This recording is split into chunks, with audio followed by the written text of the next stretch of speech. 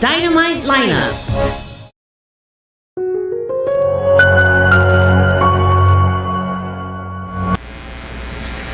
Hello, Philippines, and welcome to the World News Jam here on DZRJ and RJ TV. My name is Lecain, and I'm joined with Lolly Tolentino, as always, as we are talking about stories going on around the world, trying to update the Philippines on what's going on outside the country. Now, Lolly, this week, in fact, a couple days ago, I went to a big party in the Philippines, and they had a rock band there that was great. They were wonderful, but they were so loud that I kept saying, what? And so my throat is a little scratchy, so you may have to talk a little bit more today than normal. But Lolly Tolentino, happy Father's Day. Well, Eric, I am not a father, so... You are definitely not a father, nor can be a father. I am... Not a father. Maybe I have a cat. Yeah, that's why I want to say happy Father's Day, Eric. I know you're a father of a cat. Yeah, so my daughter cat is doing very well. How old is your daughter cat?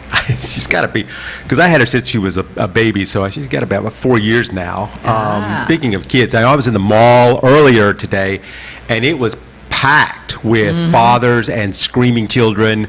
But for the most part, everybody looked very happy, as opposed to the previous 2 Father's Days, where the malls were not packed with fathers and kids. But, you know, speaking of Father's Day, you know, when I was a kid, I remember I used to do front handsprings in the living room. And I remember the first time I did a front handspring in the living room, and I landed on my back. I think I landed on the coffee table and landed on my tailbone. But fortunately, this week, that did not happen to a young Filipino who was able to land his handsprings and a double somersault flip with a twist. Carlos Yulo, who we have spoken about several times here on the show, he won the gold medal for the floor exercise in the Asian Gymnastic Championships. Yes.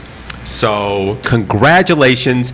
He scored a 14.933, which I have no idea what that even means because I don't understand gymnastic scoring. But he also won the gold medal in the vault and the parallel bars and the silver in the all-around. From what I understand, he is the first Filipino to ever win a medal at the Asian Championships for gymnastics. Yeah, I believe so. I don't, you know, that's what I read. I'm assuming that's true, but I mean that's amazing. I mean, he's been doing great. He was very big star in the SEA Games. Yeah, I mean, because we don't, you know, that kind of thing is not really for Filipino, but Carlo did it.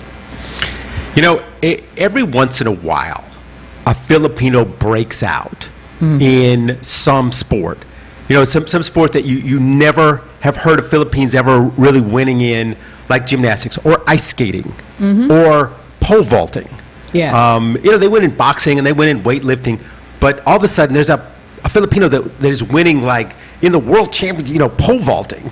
And now this kid is winning some huge events in the gymnastics, and I think that, you know, the Philippines is slowly putting it together with these kind of sports that were never really big here in the Philippines, and now things are changing a lot. Yeah, I think so. I think, you know, because Filipinos are basically we're not tall people, so basically we can always go into something which we can excel, like, you know, that gymnast, which we did not expect that somebody can do it. Well, but if I'm young, you know what? I might try that, but not anymore. If I did a handspring now, Lolly Tolentino, I think I would be dead. I think I would kill myself. But speaking of Filipinos in news doing handstands, today, didn't the Vice President of the Philippines get inducted today? Miss Sara Duterte down in Davao got herself inducted as Vice President. Yes, our new, the 15th Vice President of the Republic of the Philippines is. You know, that's what I read. I read today. I didn't actually see it, but now I just read that there was an ordinance that in Davao, no caps, no umbrellas, no jackets, and I don't understand, no guns. Oh. So that would never go over well in the United States. But She was sworn in, she's the 15th vice president. But if you're down there and you're watching Sarah Duterte being sworn in and it rains, I guess, and actually they said that they're giving out transparent raincoats in case it does rain. So they are thinking ahead. Yeah, well, you really have to plan because, June is a month of, it's a rainy season, Yeah, so you got to be ready. Yeah, so. Even here in Metro Manila, right? I mean, today it was raining earlier. Oh my goodness, was it raining earlier today? In fact, when I came over here, there was like 2 rivers that we had to go through in the taxi. Good luck there to the Vice President Sarah Duterte. By the way, if you show up, do not bring your gun because they don't allow guns. There was another vice president that was in the news this week a lot, and that would be the ex-Vice President Mike Pence. Oh, of the United States. Of the United States. Okay. Mike Pence has been at the center of the congressional hearings there in the U.S. because he was the one. Now we've been talking about this a lot because this is big news there in the United States and across the world. He was there to certify the 2020 election when that angry mob, inspired by Donald Trump, stormed in the Capitol yelling, "Hang Mike Pence, hang Mike Pence." Yeah. Now, this is because, Trump told his supporters that Pence had the power to turn the election over to him and just say that he was the president, and Pence wouldn't. So, there was some very riveting testimony this week, a testimony from Pence's former chief of staff that Pence told Trump multiple times, "I do not have the authority to turn over the election." But Trump would not take no for an answer, even though there were clear laws that the vice president simply only presided over the Electoral College but had no impact in the outcome of the election. The head of the CIA, who was a Trump appointee, came out and said that it seemed like Trump was acting like a 60-year-old with a temper tantrum when he did not win the election. Now, this week, the big star entered this guy, John Eastman. He was the big star this week. He is one of those Trump lawyers who cooked up the idea that Pence could just not certify the election and just name Trump the president again. Well, there's a law, and you have a constitution to follow. I mean, forget about the laws. Forget about the Constitution. Okay. They don't really. So you don't care, huh?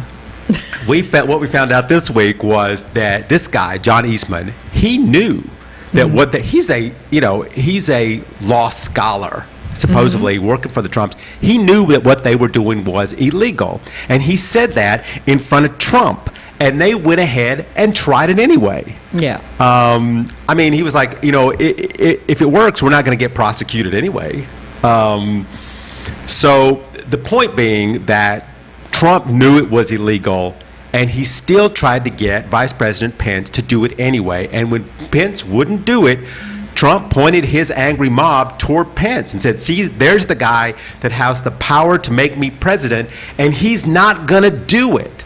And that's why the crowd hang Mike Pence, and they put that scaffolding up with the noose on it, to put his. Anyway, it was even pointed out this week that if the Proud Boys, that's that group that loves Trump, this white supremacist group, we've talked about them before, if he had caught up with Pence, and they were about within 40 feet. They were 40 feet away from the vice president before they were able to get him into one of those locked rooms. They would have killed him. And they would have killed him, and they would have thought that they were doing something that was the right thing to do because that was their duty, according to what Trump told them to do. Oh, all right. So this is how this thing is playing out. Now, this guy Eastman, whose name just kept coming up all week on the TV, he kept saying we can do this. We just need to get Pence not to certify the vote. In fact, they were just like, Pence, just go in and then just leave and not certify it. And supposedly, at one point, this guy Eastman called the White House lawyers. This was the day after, to talk to them about the Georgia vote and how to appeal it. And this is where it gets kind of funny. The White House lawyer said, "Are you out of your effing mind? we just had an insurrection. People just died. Cops were, beaten and so forth. What? He goes, there's only two words I want to hear out of your mouth, and that is orderly transition. And once he finally said, okay, orderly transition, that lawyer from the White House, this is one of Trump's lawyers, said, I'm going to give you the best free legal advice you're ever going to get in your life. Get a effing criminal lawyer, criminal defense lawyer, because listen, you're going to need it. So, Oh, wow. anyway, so this hearings get more juicy. There was something else that was great this week. It was a memo written by Eastman explaining exactly how this coup was going to work. And how once they got Pence to walk out of the electoral process, then the Supreme Court would come in and they would take over and they would decide the election. And here's where it gets really good. Bring in this woman, Jenny Thomas. Now, I don't know if you know who Jenny Thomas is, but she was trading. No, nobody knew. No, nobody knew who John Eastman was. Nobody knew Jenny. All these people are now coming out of the woodwork. She was trading emails with Eastman on how to facilitate this coup. Get this coup done, and then the Supreme Court will take over. Well, who is Jenny Thomas? She is the wife of Clarence Thomas, who is a justice on the Supreme Court. Oh. How juicy can you get, Lolly Tolentino, than that? Okay. So the committee this week, they unveiled a text message from Jeannie to Mark Meadows, the White House chief of staff, and it said that, this is what it said: the Biden crime family and ballot fraud co-conspirators are being arrested and detained for ballot fraud right now, and they'll be living in barges off of Gitmo to face military tribunals for sedition. Oh my God. So Gitmo is that Guantanamo prison where they keep U.S. terrorists. I mean, this thing is just nuts what these people were doing. So she was saying, just tell Trump not to concede. It'll take some time. We'll get the army together, and they'll gathering, and they will, So this thing was really close. It was really close to being a thing. So anyway, this was the wife of a Supreme Court justice, and what if Pence had done it? What if he had done it, and this went to the Supreme Court? It would have been, anyway. Then we're about to move on to the question. I know people, but there's one more thing I'd like to, that's just so fascinating about this. Bring in the next character, Barry Loudermilk. Who is that? No, I went to school with a kid named Loudermilk, different Loudermilk. We would always tell him to is quiet down his milk. Yeah, I understand only the milk. We were idiots back then when I was a kid. Anyway, he's a person of interest because the day before the attack on the Capitol, he was taking a tour group around the Capitol. So now the interesting thing about that is there were no scheduled tours supposed to be happening at the Capitol because of COVID. But he had a group he was taking around the Capitol. Now this is a congressman, and he was taking them to odd places like security checkpoints and the entrances to the tunnels leading underground between the buildings in and out of the Capitol. So there's CCTV cameras everywhere, and it showed these people taking pictures on the tour. Well, guess who those people were? Those people that this guy, why were they taking pictures of metal detectors? So they were found out that a lot of these guys were part of the Capitol attack the very next day.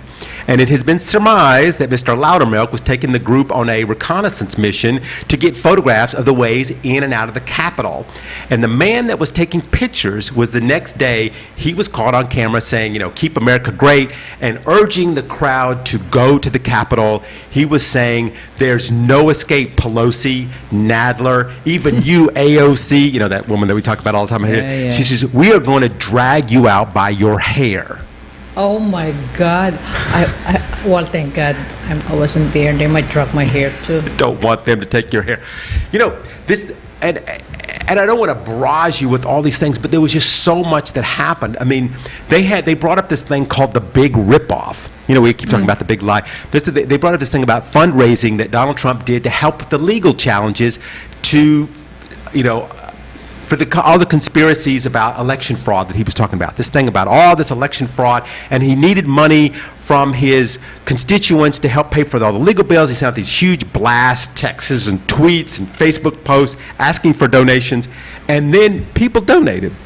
$250 million. Wow. They donated. Then they find out that there is no such group Really? he was taking the money and funneling it through to a political action group to pay for campaign initiatives, maybe even some of his personal expenses.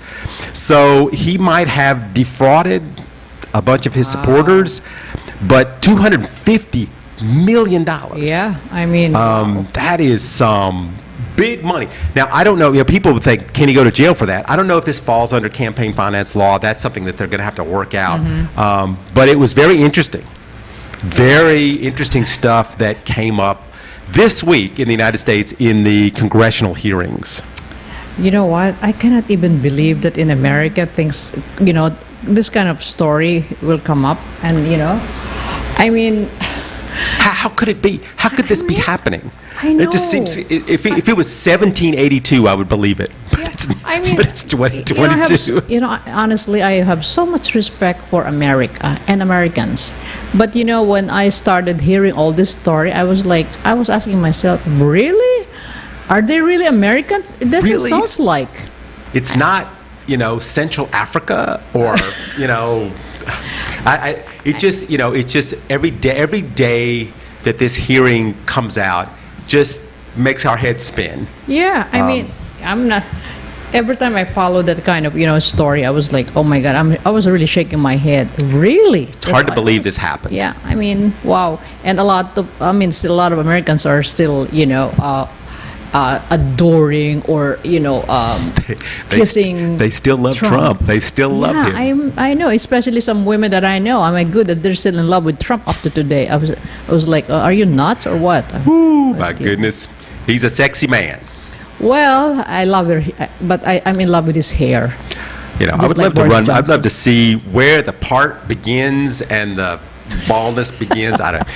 Anyway, so what are our? Let's get off of Trump here. What are Jam News viewers asking us this week here on Father's Day at the World News Jam here on DZRJ? Okay, number one is from Jeff of Manila. What do Bill Gates meant when he says crypto and NFT are sham? Yes, Gates said Tell that. me.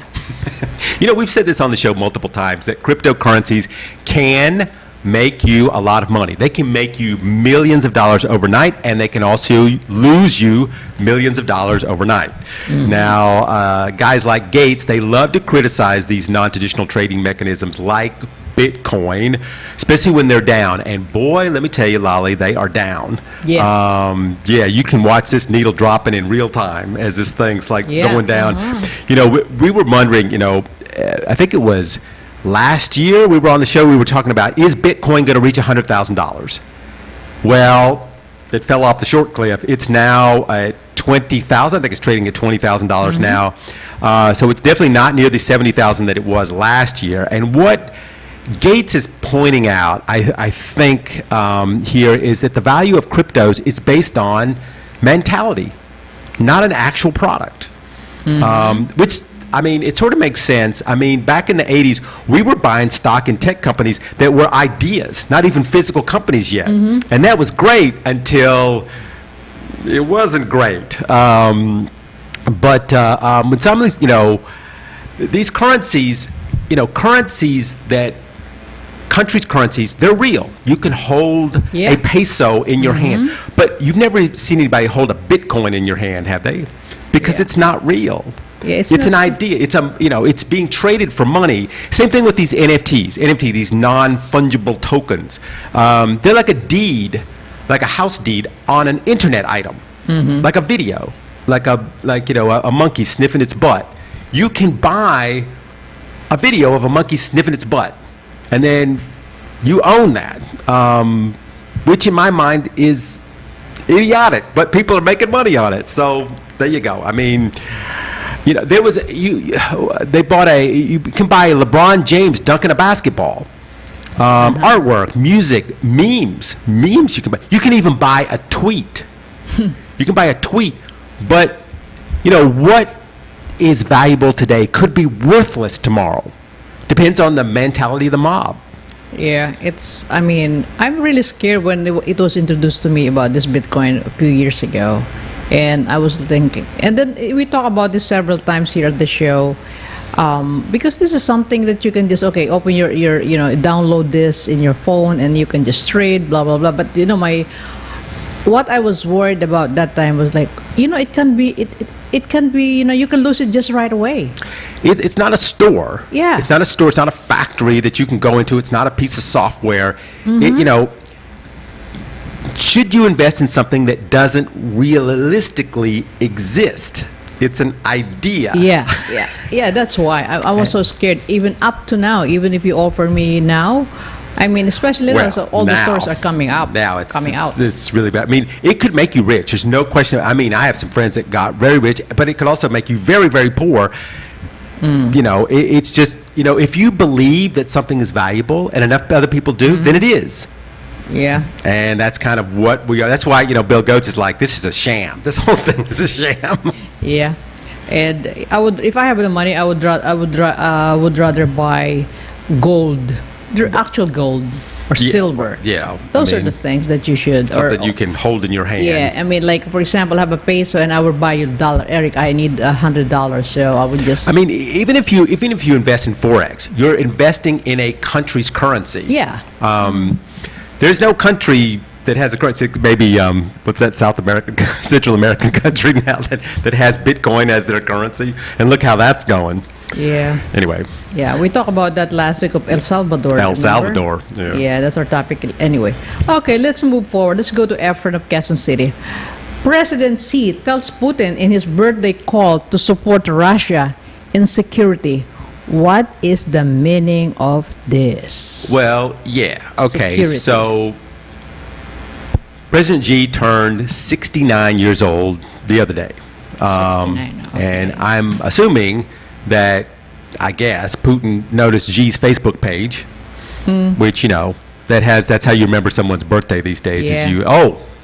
It's on his Facebook page. So Putin called him up, which was very well publicized, to wish him a happy birthday, and to also make sure that China has got his back in this war.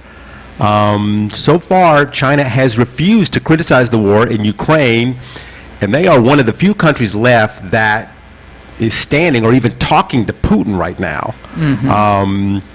If you remember back just before the war started, Putin and Xi signed a document pledging that the relations between the two have no limits. Whatever that means. Yeah. Now, did Xi know that Putin was going to invade another country when he signed that? I don't know. I wasn't. They're not answering my calls. But Russia did say that it was going to stand behind China and its claim over Taiwan. So it seems to me like a little, I'll scratch your back, you scratch my back. So on the birthday, Russia said that China is willing to, together with Russia, continue to support each other on the issues concerning the core interests and majority concerns such as sovereignty of a nation and security, which makes you go, Basically, it sounds like, if you continue scratching my back, in the future, I'll scratch you back. So a lot of scratching going on. China doesn't want other countries to start sanctioning them.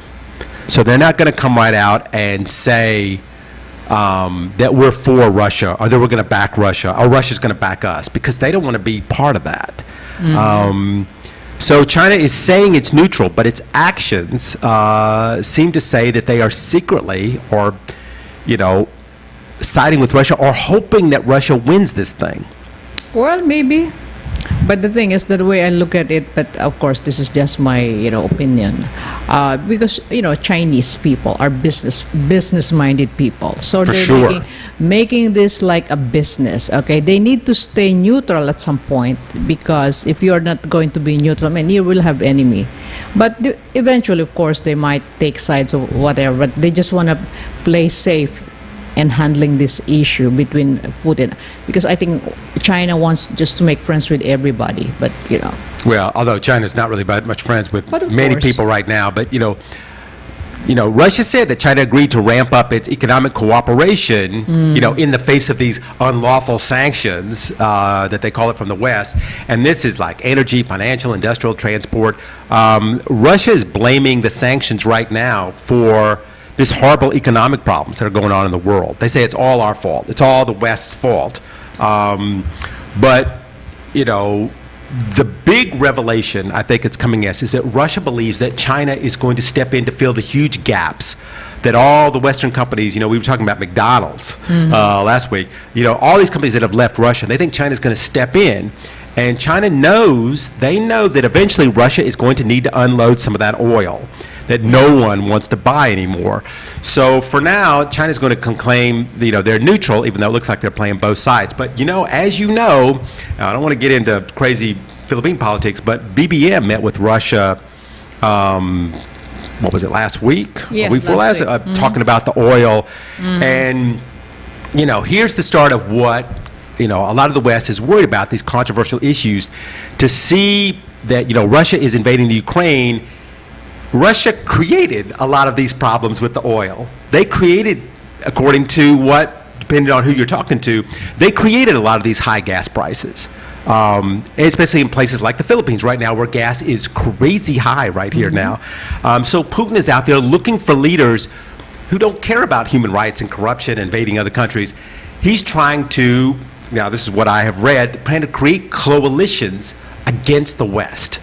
Now that there is such a economic problem in the world, and the West is, they're going to continue to try and punish Russia for killing Ukrainians. So Russia has to kind of make small coalitions around the world, because eventually it's got to sell its oil. Well, I think the Philippines would just, wherever we can get oil, but you know what, if it is from Russia, of course, there will be, even the incoming president would say, they still have to study this. They will not just say yes or no to this matter, because we, as much as possible, I think we want to make friends with everybody. We don't want to create enemies, but of course. I mean, it's the same thing. If you're buying really cheap fruit from a store, but then you find out that the store owner is actually killing the farmers and stealing the fruit. Do you keep buying the fruit from the store? And that's kind of the West's mentality about, all these people that say they want to buy oil from Russia. Okay, really? This is the person you're going to buy from. So we'll just, let's see how this is going to, because right now, oh my God, it costs a lot of money to drive a car. Oh yeah. All right, now let's go to Myla of Pasay. What is this unprecedented operation of Biden administration to disrupt human smuggling network? Yeah, okay. So this was big news last week. People are leaving their countries by the tens of thousands. Guatemala, Honduras, El Salvador. 6 million people left Venezuela.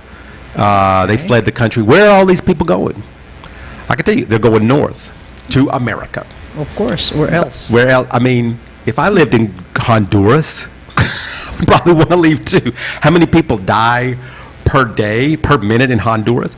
So, the problem is, though, once you get to the U.S., it's not that easy to get into the U.S. And one of the best ways to get into the U.S. is to get smuggled in. In the secret compartment of a car or a truck or something, or rushing the border late at night and see if you can get in. But this human smuggling is very, very dangerous. Imagine. I think we have talked about this several times, not only in the transport of getting you to the U.S., but how the smugglers treat you once you're in the U.S. Yes. Can be very, very harsh. So the Biden administration has been running a sting operation to catch these smuggling rings. In the last 8 weeks, they caught 2,000 smugglers, which has been arrested, and that is unprecedented. I mean, and there's currently a massive caravan that's currently marching toward the United States, and they have deployed hundreds of people to Latin America, not just to the border, to Latin America to try and facilitate things. Now, on the other token, Biden has put forth a program to bring refugees into the country legally without the dangers of using smugglers, because in essence, the United States, just like Canada, they need agricultural workers. So they just announced a pilot program to support U.S. farmers in hiring workers under temporary work visas. Of course, this kind of program has a lot of criticism, but the idea is of taking care of immigrants that have a positive impact on the economy. So it's good in theory. It's a good theory I to think so. bring people in to let them work in the farms. Yeah, exactly, because I think not all white people love that kind of job, right? I mean, you guys don't want to go to a farm. Not get a white person to pick cauliflower. They just Exactly. won't do it. That's why, that's why you need immigrants to do it. Even Filipinos, they do that. Yes. And, it's a great way to bring them in the country legally. Yes. And I think, why don't they just think of that? Make it legal. Employ those kind of people who wants to work in the farm. I know. I mean, the Republicans' heads start to spin when you start saying these kind of things. But it like I said, in theory, it's a good idea. Okay. Their heads spin around like a top. All right, let's go to Nino of Sampalo. An American lawyer jails in Cambodia? Why? All right, this is actually a very complicated question. We'll try and keep it as simple as possible. This person they're talking about is Theory Sang. She was born in Cambodia, but she migrated to the U.S. after the fall of the Khmer Rouge. So right after they was overthrown, she moved to the United States, and she grew up in the U.S. She became part of the New York Bar. She was part of the American Bar Association. She's a very very good lawyer, humanitarian lawyer there. She authored the book Daughter of the Killing Fields, which is a story of her family, the survival of her during the time of the Khmer Rouge when they were in jail. Her father was killed. Her mother, she fell asleep in her mother's arms, and she woke up and her mother was gone, and she never saw her again. So the main focus of this woman's life has been to fight for human rights in Cambodia, which is what this story is all about. The authoritarian regime that's currently in power in Cambodia. And this is the same group that, labeled the entire opposition party as, the party to treason. So that's if you watch the news, that's the Cambodian National Rescue Party, and they were forcibly dissolved, and they rounded them all up, all the leaders and the supporters, and they put them in these mass trials, which is like what she was in last week, and they find them all guilty. You're all guilty of treason. So the charge is treason. And the reason that she got this that she was found guilty is supposedly she was trying to help the opposition leader come back to Cambodia. She tried to do this back in 2019. Now, she says that she's denied all the charges that they have, but in any case, she was given this past week 6 years. 6 years for treason, for attempting to help this guy come back into the country. And the reason this woman has been so famous on YouTube, whatever, is the costumes that she wears when she goes to trial. She wears these big elaborate costumes. And when she went to the final trial, she dressed up as the Statue of Liberty. And she's very well-spoken, very smart woman. But she said she's fine. She knew she was going to be found guilty. And she went in anyway. She didn't just, run back to the United States. But she is there, saying, and we have talked about this, Lolly, before, that, the world is, in some parts, is moving toward authoritarian type leaders, giving up their freedoms in order to, better security, military rule, whatever. But Cambodia is one of these places. And supposedly they are a democracy, yet there's nobody to run against. There's only one party because they jailed everybody else. So, I feel bad for this woman because she's a very smart and interesting woman, but she's been found guilty of treason for 6 years. Wow. Can she not make an appeal? I'm sure. Oh, they've already made appeals. I'm sure she will. She's a they're in the lawyer, middle of so. appeals right now. Okay. But, they have these trials, and they bring in a whole bunch of people. She wasn't the only one there. A whole bunch of people in. Everybody's guilty. Oh, my goodness. There's no talking. There's no, you're all guilty. Okay. I don't know what system they use there. Anyway, now, after Cambodia, let's go to Japan. Okay, Rose of Japan.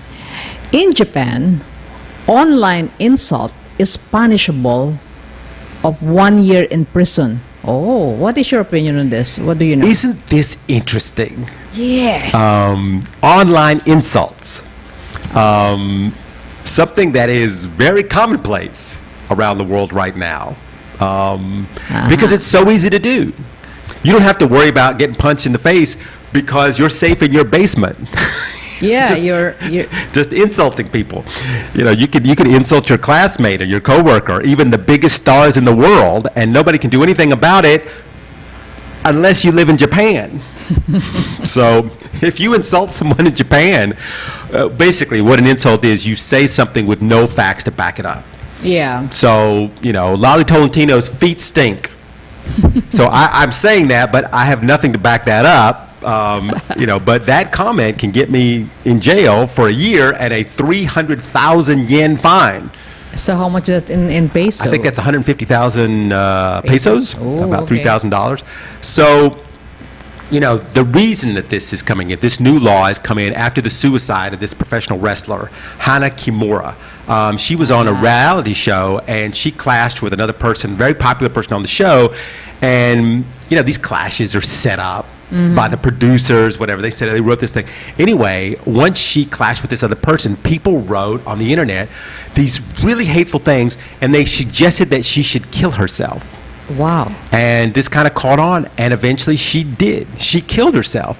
So they enacted this law. In fact, just recently, they just indicted the very first person who went on social media. And he said there was this man whose wife and child were run down and killed by an elderly driver. And the guy sued the elderly driver. And this man posted that he was only doing this to get money and fame. Now he's looking at a year in jail. Wow. You know what? I think because that is an online, right, insult. I think we should do that also here in the Philippines. Wow. All over the world, maybe. You know, this is one way of, teaching people how to be careful. You should not do insult. Actually, not even online, even face to face. You should not insult your friend, your relative, whatever. This is like, a certain type of behavior of a person. Can you imagine how difficult that would be I know. here in the Philippines? And this one thing, the thing is because we just came from our election, so there's a lot of insults somewhere there, so that kind of thing. So to me, because I'm stick with we have to respect each other. Everybody should respect. So you don't insult anybody for that matter. I mean, the thing that's interesting is when we were growing up, we would insult people, insult your neighbor, insult your friends. But now you can insult people you don't know, and they can read it. Like it's not like you have to write them a letter. This wrestler who was on this reality show in Japan, she could read what people were writing, and it depressed her to the point where she killed herself. And that's what's different now is that. Not only can you insult somebody, but you can pay other people to send 5,000 insults to that person. Yeah, I mean, and that's where it crosses the line, I think. That's why social media is useful in a way, but there are some negative things happening with the social media, and this one it's useful for remembering people's birthdays, but as far as being able to literally, I mean, insulting somebody is one thing, but people were really pushing for this woman to kill herself because of what happened on a reality show. Yeah, exactly. So I even watched before the reality show of your President Trump, and there's a lot of insult in that reality show. For sure. Yeah. So anyway. Oh, so now be careful with that. Who knows? some country are listening to our show, and they might be said that might be a good idea. Let's put people. People who insult online in prison for 1 year or more. Depends on the ground. It depends on the offense. Anyway. By the way, I have no idea if Lolly Tolentino's feet stink. I just made that up. All right, let's go to Edwin. Can you explain about this? Why Vince McMahon is stepping down as CEO of a wrestling company? Can you explain about this? Yeah, I mean, okay, Vince McMahon he's the CEO of one of the most successful wrestling shows in history. In fact, it is the most popular wrestling show in the Philippines right now. So it's extremely popular. I see even Filipinos posting stuff on Facebook about these different, over the last several decades, this wrestling enterprise, which is worth $500 billion, was run by this one guy, Vince McMahon. He was not only the CEO, but he was also the guy who wrote the scripts for wrestling. Wrestling is not really real. It's a scripted thing. And he made himself part of the script. So he is the one guy who's been in the wrestling like for the last 30 years because he makes himself part of the script. He was big in the news. In fact, I think we talked about it before, for running a whole steroid scheme. And then we got to see how horrible that wrestlers were treated. Anyway, he was acquitted for all that. But then later after that, I think a female ref claimed that McMahon had raped her in a limousine. But he never did any jail time. But now, Vince McMahon, as of this week, has stepped down as CEO because of a new allegation.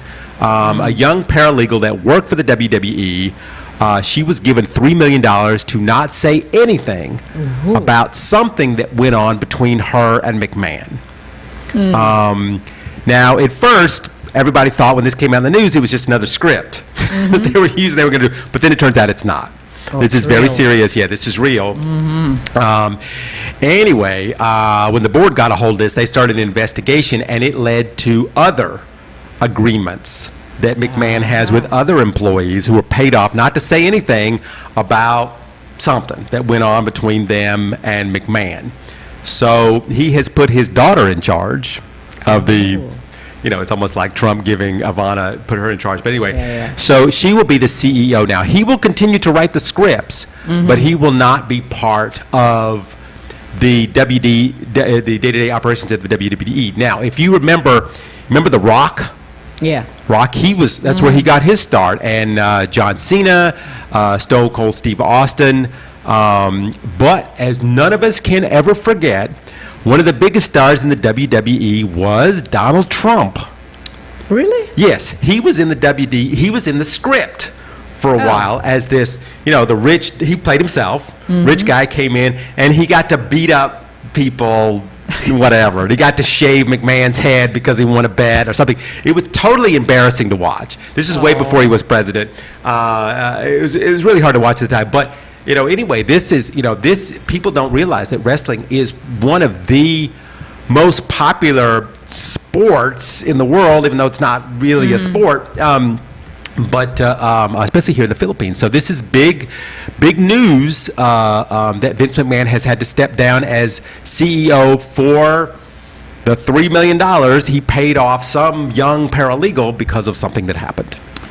I have a question for you, Eric. I mean, you travel around the world, and I've been hearing a lot of, stories like this. The CEO, the owner of the company, the president, whoever, they would get into this kind of scandal, having sex with, it just happened in New York. The former mayor of New York. Why is this happening? Governor. Oh, governor. Governor of New York, yeah. Yeah, wow. I've been hearing this over and over and over again. And, an old man harassing or, having a relationship with the young women. Here's why, I think, is men of power have always, forever, starting at Roman times and going all the way, men of power have been able to get young girls to come in, and whether they want to or not, they exude their power on them and they take advantage of them sexually. And this has been going on forever. The difference is right now, women are coming out and suing them. Which is good. Which is good. Sometimes it's bad because sometimes, we talked about Johnny Depp. Sometimes you can look, you can feel bad for the guy. But for the most part, for the last, forever, guys in power, old guys, have been doing this. Yeah. And they've been able to get away with it. And the problem that a lot of these old guys has is they did it back in the 70s and the 80s, but it's just coming out now. They Yeah. stopped doing it when it became uncool to do it anymore. But before, you could just do anything you wanted to.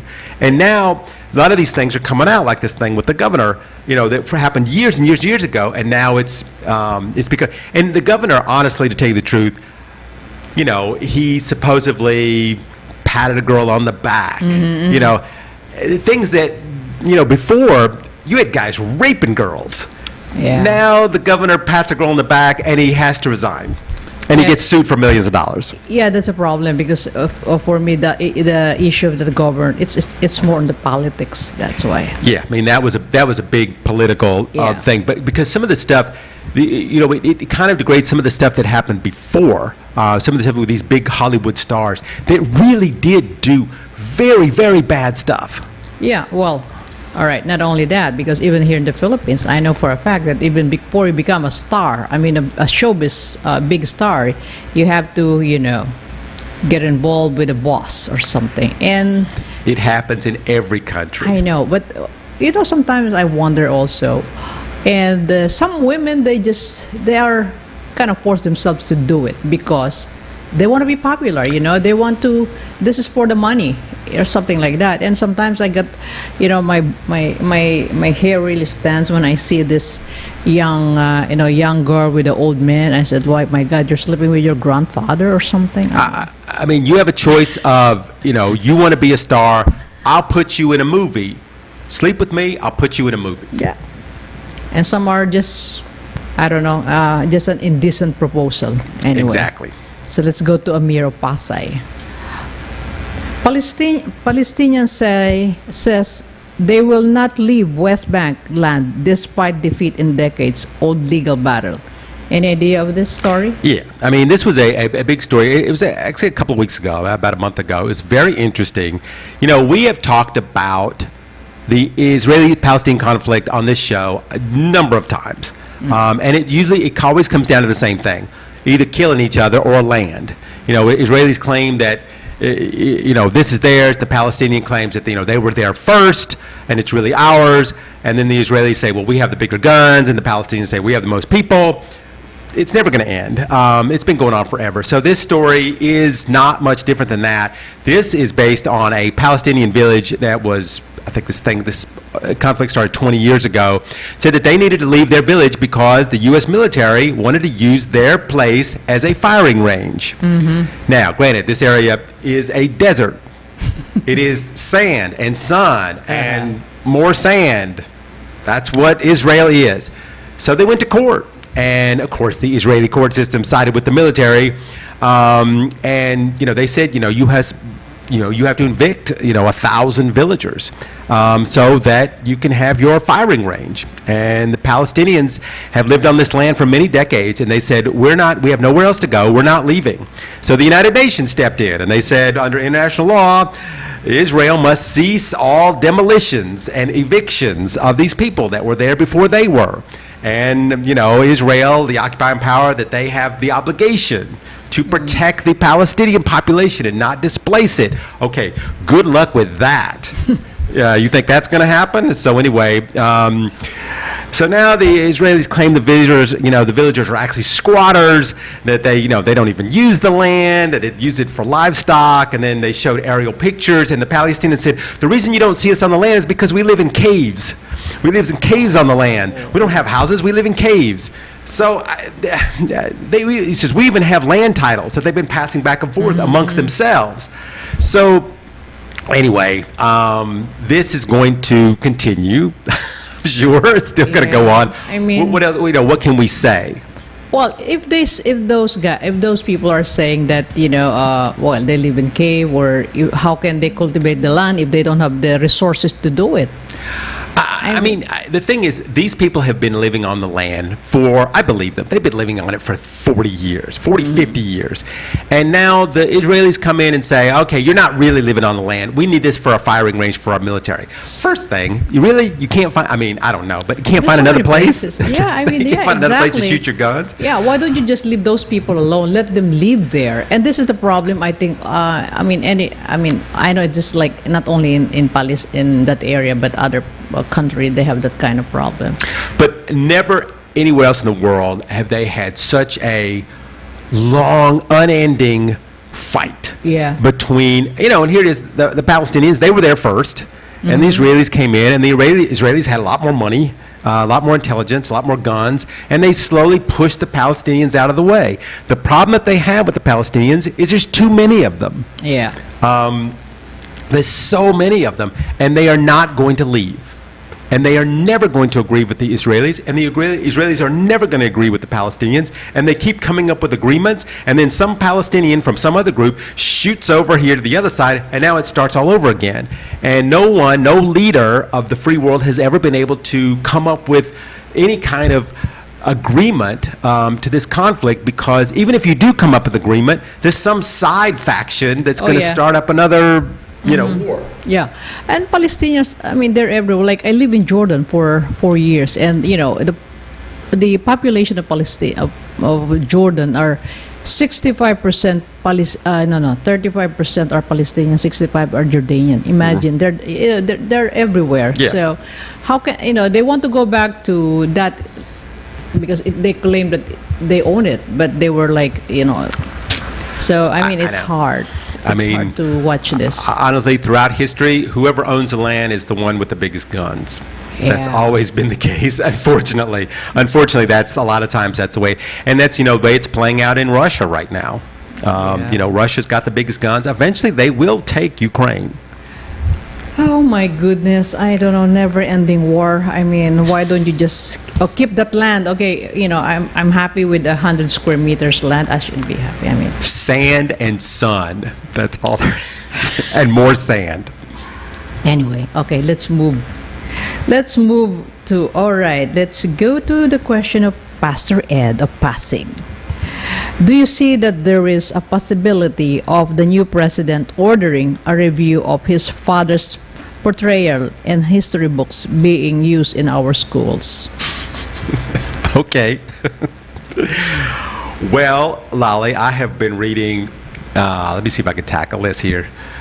There have been multiple arguments of this subject, discussing the fear that many educational scholars and college historians have that BBM will continue his promise in 2020 to try and whitewash, which the word that they use is whitewash, the history of the Philippines to fit the Marcos narrative. Now, BBM has been asked about textbooks in the Philippines, and he claims that books that are the current history of his family and the authoritarian leadership of his father, the human rights abuses, taking over business, the media, the telecommunications companies, all these things that they took over, the banks where they borrowed billions of dollars and funneled it out of the country into private Swiss banks to benefit his family and everything, all his cronies, is not true. And that all these photographs in student books taken from the plane that he landed in Hawaii, showing the tons of cash and the jewels and the gold bars, the documents with the real estate holdings, the hidden bank accounts under the names of other people, they were all confiscated. The people that were in jail, the relatives that were put in jail, the people that were killed by the Marcos' regimes, all the widespread poverty that went on during the Philippines when they were in power, should be all removed from the textbooks.